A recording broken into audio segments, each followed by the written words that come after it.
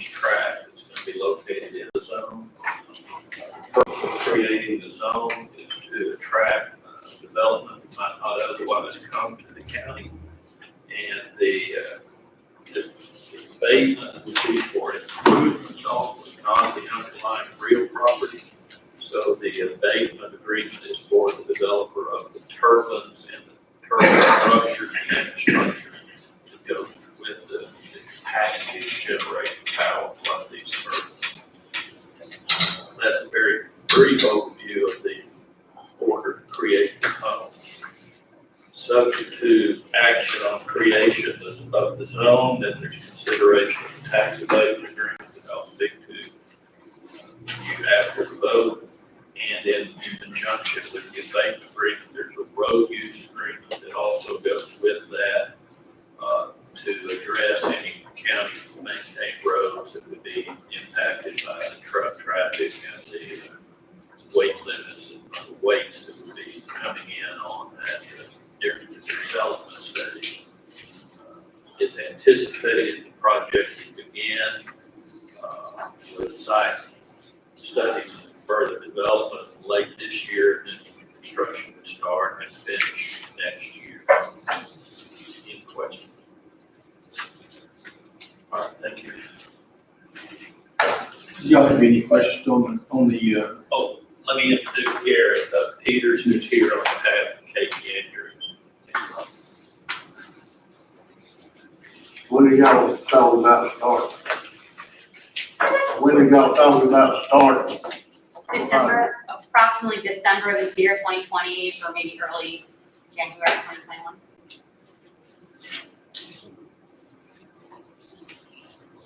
one thing I found out financially, y'all don't start this year. And you start January the 2nd, we get a whole nother year before we get any money. Will you be completed by December 31 of 21, That is the goal. which we put it on January 1 of 22?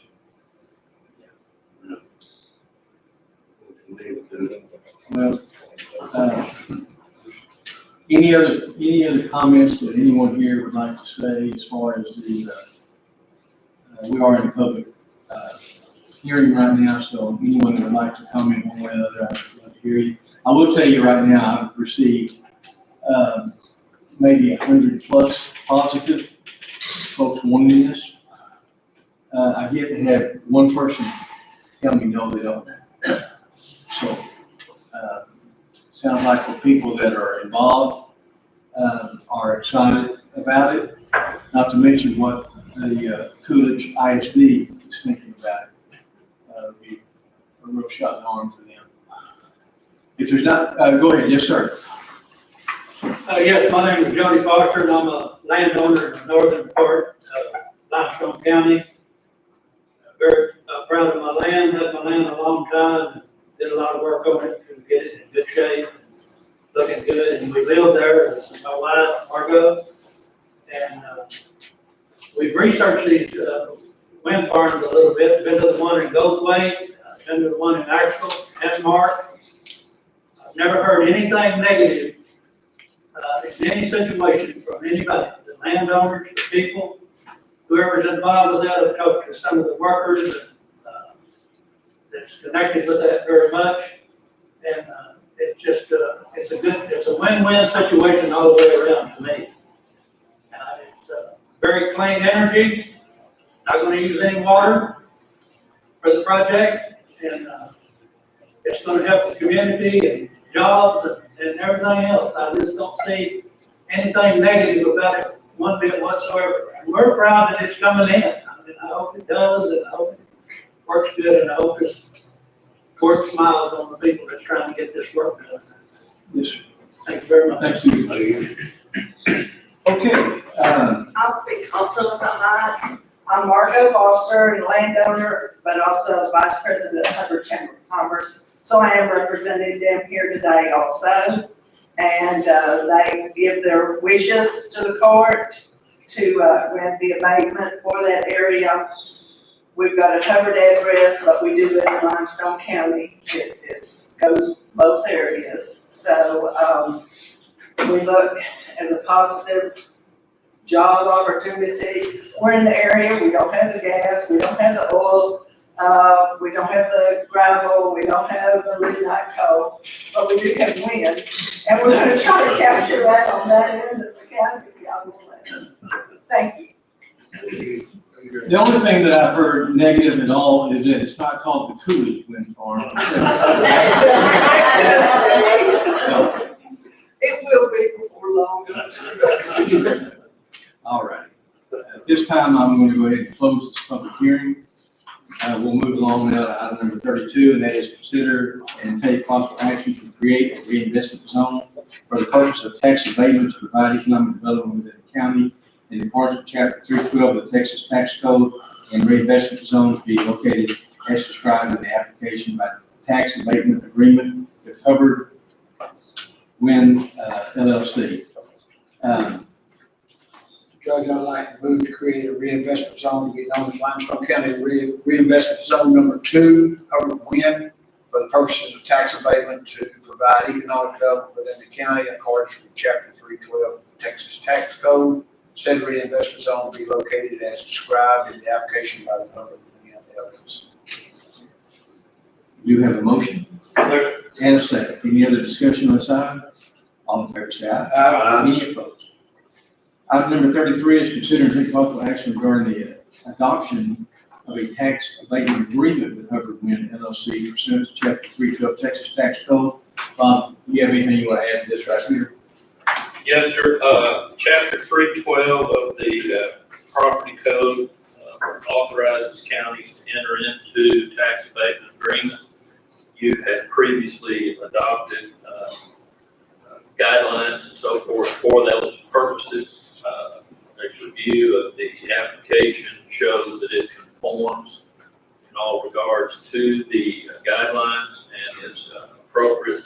So the tax abatement agreement does contain a resolution to the effect that you're eligible for tax abatement and you are potentially going into a tax abatement agreement with Hubbard Wind LLC. The draft tax abatement agreement that we provided to the county earlier articulates the basic business arrangement. Essentially, that calls for what are known as pilot payments of about $2,000 per installed megawatt. There is provision for any additional above a certain baseline. If there are more megawatts installed than the 170, then there is an additional payment over and above the annualized payment. But the county can look to approximately $340,000 annually for a 10-year period. At the end of that 10-year period, the remaining taxable value of the project goes on tax rolls at 100%. The math on all of that is a little complicated, but it works out roughly in the ballpark of a 70% abatement, roughly. Because of depreciation and others, it varies from year to year, but that on the 10-year, that's about what your agreement contemplates. As I say, there is a component part of that. The developer recognizes that there will be detriment to some of your county roads that are used to access and bring the equipment in. We are proposing a draft of that agreement be approved today. At a later date, as those roads for both ingress and egress are identified, there will be an amendment to that road use agreement so that the roads that exist may need armoring up before the project really starts. And so the developer will assist and participate with the county in the cost, bear the cost of that improvement. And then at the end of the project, there would be an assessment and roads would essentially be returned to either better or at least as good as they are today at the end of the project. So today we're proposing a tax abatement agreement on those terms. I'd be glad to answer any questions that you might have. This is a similar document in most of its respects to the agreement you had with previous development of wind farm. It has some spacing and some noise abatement provisions that have been agreed to protect not just people who have turbines on their ground, but who live within the zone, to give them some assurance of safety and enjoyment. These projects, as has been noted, are generally clean energy projects. They bring a lot of jobs during the construction phase, not all of that many jobs afterwards. In this particular project, there will be created 7 permanent jobs, and there is an incentive in the agreement for the developer to incentivize people relocating to Limestone County, not just, there's a special qualifications, you might say, for people who work on these. And so it's to the county's advantage to recruit those folks. They have good paying jobs, they bring their families in, so it helps in other ways, just in the direct contribution of this project. So we're trying with this to incentivize building your community in other ways. Be glad to answer any questions you might have. Okay, I do have one negative thing. 70% tax discount over 10 years, and we're creating 7 jobs permanently. Well, you're creating 200 or 300 jobs for more than probably a year, and if you're bringing several $100 million to your tax base. So yes, they're not big job creators. They're not permanent job creators. And once the turbines are up, there's maintenance. But I would not stand here and tell you that we're doing the tax abatement solely for the jobs. There are other things that have been brought to the table. Kind of going through your numbers, that's a $3 million asset if we're going to tax it $1 million. Just round numbers, I'm not.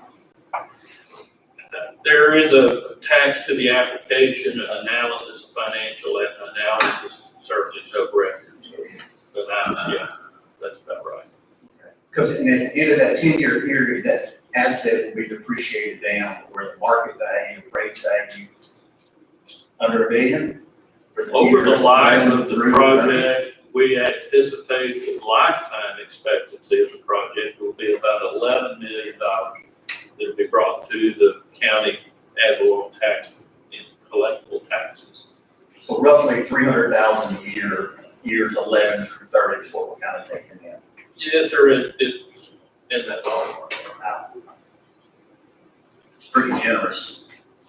well, there's so many other things that you can't put your finger on. I understand. Number one, the amount of monies that the independent school district out of Coolidge is going to get is going to be substantial, and that will help as far as the bottom line number. If you want to just look at the bottom line number, And I realize you're the core here, you're the county, but I take it the school district have also given, They can't give them I that. mean, you take, right. They're gonna be full of They're it. gonna be so full. they're gonna get their dollar. Sure, sure. Yeah. I'm happy to Go answer as well. I'll go ahead and answer these questions. So I'm with Katie Andrews, we're consultant for Next Area Energy on this project. We do all the tax abatement agreements and limitation agreements with the school district. This project is in 4 school districts. It's in Coolidge, Axville, Mount Calm, and Hubbard ISD. Each one of those school districts will receive millions of dollars over this project lifetime. They'll receive probably $10 million plus in the first 15 years. Limestone County is going to receive $11 million over about 30 years and $3.4 million over 10 years. So there is a jobs component of it, which isn't that large, and that's very common with renewable energy projects. But it's a massive incentive, as the judge mentioned, for Coolidge ISD as well as the surrounding ISDs. They will receive a lot of money, but they don't really have much commercial or industrial tax base. On top of that, a rollback will occur on all the parcels that are affected by the turbines, that have turbines on them. The landowner will not be responsible for the rollback. That'll be covered by the developer, and that cannot be abated by the tax. 5 years, 3 years? It's 3 years 3 with years. 5% interest per year. Generally, since the turbine doesn't take as much space as a solar farm, they generally do about 10 acres per turbine. So it's not as much as a solar farm would be, but also the benefit of a wind farm versus a solar farm is solar farms depreciate very, very quickly. By the time the 10 years is up, a solar farm could be at 20% of its value, whereas this wind farm will probably be at 50 to 60% of its original value. So it's got a big plus in that regard. Well, not Anthony, I'll just, that's a massive, because normally an investment zone is about job creation. We aren't creating jobs, that's what, that was. Yeah, and that struck me. I'd also comment to that, what we're seeing, I do these agreements all over the state, and what we're seeing generally is tax abatements are actually closer to the 80 to 85% range. So this range is actually very competitive compared to what other counties are granting to these types of projects. More in the county's favor, I would say. As well as it has the relocation incentives, which not many other counties are pushing for things like that. So it's got a little bit different things. And we also look at the numbers. If we had a business come in and we're going to bring in 30 jobs, Limestone County would see the residual of those jobs, but you might just be in a building where you're only getting $5,000 a year in property tax. And so we're looking at the overall scheme of this. And so anyway, it's a good question. We appreciate you bringing it up. Anything else? That's all I have, unless there's any questions I can answer, Garrett. If not, let's go ahead and move forward. Item number 33 is to consider and take possible action regarding the adoption of a tax abatement agreement with Hubbard Wind LLC pursuant to Chapter 312 Texas Tax Code. Judge, I move to approve a tax abatement agreement with Hubbard Wind LLC to provide economic development within the county in accordance with Chapter 312 of the Texas Tax Code. Motion and a second. Is there any other discussion on this item? All in favor say aye. Aye. Any opposed? That motion will pass. Here on one final thing, part, as an incremental part of that abatement agreement is the road use agreement, and I have that there for, Okay. it's not really on the agenda per se, but it's included within by reference in the tax abatement agreement. Okay. So I would recommend you go ahead and make a motion to approve the road use agreement. I think we'd be safe in doing that without much harm. Do we have a motion to approve the road use agreement? Motion. Do I have a second? Second. Motion and a second. Any other discussion? All in favor say aye. Any opposed? That will pretty much do it as far as the agenda goes. You want to say? I've left execution copies there for you, Judge, if you would circulate those and get at least one copy filed in your minutes and forward an executed copy to me. I will get that for Commissioner Peters. And then their side of that will execute, and I'll return that fully executed copy to be filed with records. Thank you. Judge, I'm gonna go back, to what we were talking about, the security officer here in the courthouse. I was understanding that we were gonna give him the same amount as what we were giving all the others. That's what I was telling Murray, that if you work here longer, you're supposed to make more money than one that just comes in. I think that I got confused, and I think somebody else got confused. That's what we were doing. So I'm gonna bring it up about whatever, I think what we should do is whatever we're giving all the officers out there, he should get the same. That's what I thought, was saying a while ago. Okay, in that aspect, why don't you give everybody. Just say, Murray, hang on a second, please. Right now, does anybody else, want to talk about this on the commissioner's court? Well, we said, why did Road and Bridge Department, we said we was gonna bring everybody up to $14 an hour. It didn't make no difference what they say, but when we said we was gonna give $1 an hour to everybody at the sheriff's department, then we changed it. I don't agree with that. We always give all of We need to them, leave it like like $1.09, $1.18, he should get the same amount. Okay. I would like to ask if you said every deputy or every officer gets $1 an hour. You said every officer gets $1.14. That's fine. Y'all didn't budget every officer to get that. You have officers who's been there even longer that aren't getting that. They're not getting a raise at all. So you're advocating on one side that if you've been there longer, you should make more money, but yet you turn down a raise for the sheriff. You turn down a raise for the investigators and the other sergeants. So you're arguing both sides of it to make it fit what you want it to fit, and that's not right. The deputies, if you want to do the deputies, do the set rate 19 and go from there.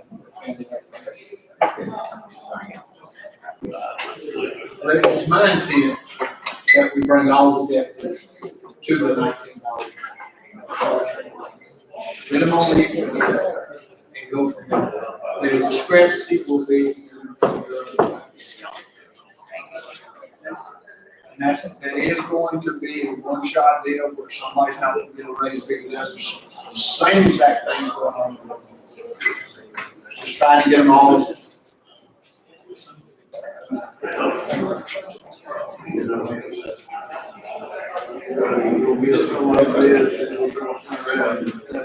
In essence, what we're arguing here is giving one person in the county a raise above what the other deputies are going to make. We can't start doing it all one person, raise it to $19 an hour. Well, of course, my argument was that this is more of a retention than it was anything else. We were trying to get these deputies to pay up to an amount that they could, hopefully we start retaining these deputies. The original request was going to be that anyone sergeant and below would get this much money. That was the original thing that I presented to the commissioners. Anybody sergeant and below would get X number of dollars. Couldn't be right. The argument was is that, well, you already got one that's making more, so maybe we don't need to give him as much as you're giving the others. That's just something that I was kind of against, but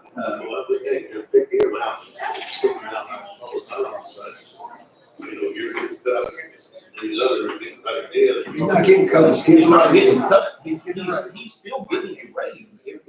He's just not getting as much of a raise as everybody else. His longevity, his certificate pay, and all that's still gonna put him above everybody. But his base pay will be the same. That's all we're asking for, is all the base pays to be the same. And that was a request that y'all made of us several years ago, to try and do that, and not build in raises and not build in stuff when people leave and speak. So that's what we're trying to do. And we're trying to do what you asked, which is get a base pay with everybody on the same line. But that's not what we were trying to do here. To try to get everybody the same was not something that we did. You just said you wanted to get all the deputies $19 an hour. That's what we're trying to do. Now you want to go What we wanted to do was, it was not that we tried to get everybody the same. We were trying to get everybody sergeant and below a set number of $1 raise. My not in there, but my understanding was it was the same. That was never there. That's where everybody started below. We had $19. If that's the case, then we gotta go back in there and we gotta adjust everybody down to a certain amount. everybody's not going down to it. No, time out. But Murray, if you don't mind, let me speak. Go ahead. Let me tell you what I'm talking about.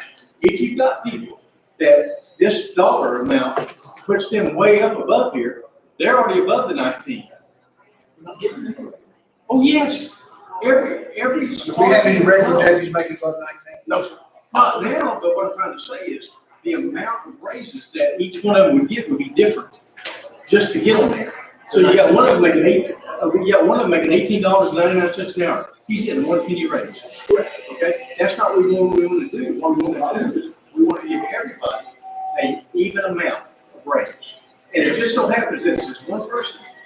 Well, yes, sir. One person is a whole lot higher than everybody else. Not a whole lot. Almost every, he's at $18.88 an hour, I believe. Everybody else is at like 17 something an hour. That's a significant difference. So all we're trying to do is get everybody at $19 an hour. That's it. The base pay up to $19. Do what? I've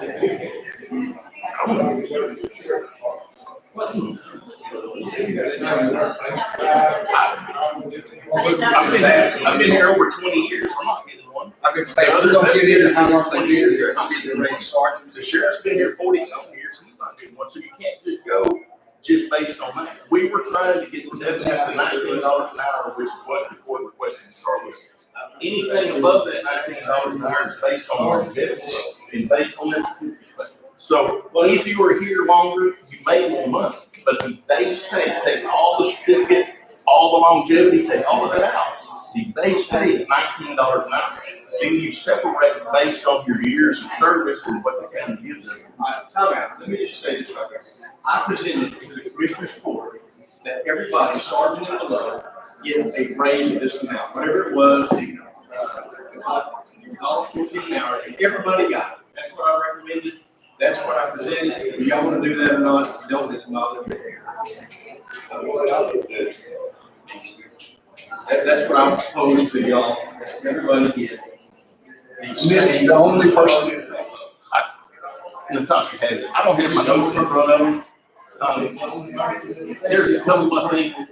There was Ones of the sergeants and below, it was, yes, because all the other deputies are at the exact same base rate. That was done last year, I believe. They got them around 17 something. So their base was setting that. So this is affecting all of them, but because when he came over here, there was a higher pay position. Person was already in this position that was making more, so when Garrett came over, he took over at that salary, which is more than what the actual deputy. So his base right now is more than. But his base was here, and the idea was never to get everybody at 19 an hour. I never said that. What I said to him, let's get as much as you can. If it had been $20, I'd have been happy with that, but we didn't have the money to do it. So the presentation that I made to y'all was that everybody sergeant and below get this much $14 an hour. He's still making the same exact money he was making over what he's making over the other right now. Can we do a motion to get this done? I don't see you one, I think we're not getting that in. That's what I thought we were doing myself. Can we just bring it here and have a motion? Yeah. I mean, I know where it's going. I move that all the deputies, sergeant below make $19 an hour. Well, hang on, we have a motion, hang on a second, hang on, we have a motion, do we have a second? Okay. That motion will die for lack of a second, do y'all want to do anything? I will make a motion that every sergeant below makes gets $1.14 an hour. second. We have a motion and a second, any other discussion, all in favor say aye. Aye. Any opposed? Yay, nay. Okay, one opposed, all right. Let's settle that, anything else on the budget? If not, let's go to adjournment. Second, motion and a second, any other discussion, all in favor say aye. Any opposed? Hey, Bobby, don't leave before you sign.